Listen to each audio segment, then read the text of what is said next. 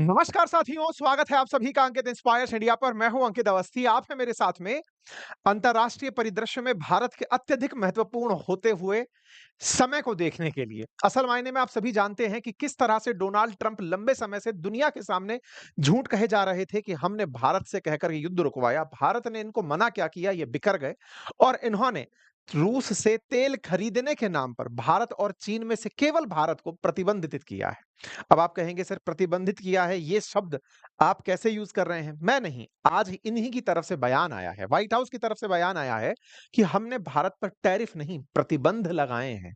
और वो जो प्रतिबंध है, ये शब्द अपने आप में सैंक्शन अंग्रेजी में कहलाते हैं।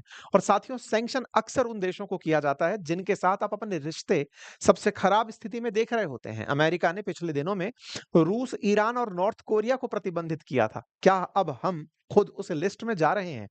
अमेरिका ने रूस को नीचा दिखाने के लिए या फिर ट्रंप के ईगो को बड़ा करने के लिए किसी भी रूप से किया हो, भारत को प्रतिबंधित किया है, ऐसा बयान व्हाइट हाउस की तरफ से आया है। आप और हम ये तो जानते ही हैं कि हम पर 25% रेसिप्रोकल टैरिफ लगा था। रेसिप्रोकल टैरिफ को हमने ये माना था कि भाई ठीक है, हम अमेरिकी गुड्स पर लगाते हैं, आपने हमारे सामान पर लगा लिया, समझ में आया। लेकिन इस टैरिफ की बाद में अब जो सैंक्शन की न्यूज़ है, इसने समस्त भारतीयों को निश्चित ही सोचने पर, विचार करने पर दिशा दे दी है कि अब सोचिए इस दिशा में कि अल्टीमेटली किस तरह से हमारे बारे में थॉट दी जा रही है। ये जो बात है, ये अमेरिका में व्हाइट हाउस के प्रेस सेक्रेटरी कैरोलिना लिविट जो हैं, उनके द्वारा प्रेस को दिए गए एक इंटरव्यू में या फिर बयान में कही गई। खैर जो भी हो, इनके बयान जिस तरह से भी हों, भारत पर रेसिप्रोकल टैरिफ 25% लग चुका है। कुछ ही दिनों के अंदर एडिशनल 25% सैंक्शन वाला टैरिफ, जिसे ये लोग पेनल्टी टैरिफ बोलते हैं, वो भी लगने वाला है।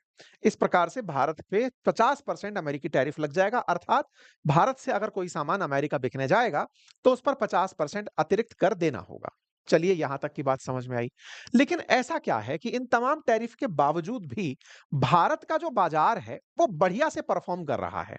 क्या भारत ने जिस तरह से रूस को साधने का और चीन को साधने का प्रयास किया है, उसको बाजार ने सकारात्मक रूप से लिया है क्या?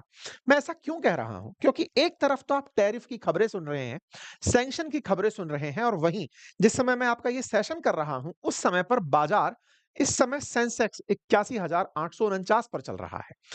टैरिफ की घटना, सूचना, तमाम प्रकार के जो भी बयान आ रहे हैं, उन सब के बावजूद बाजार भागे जा रहा है।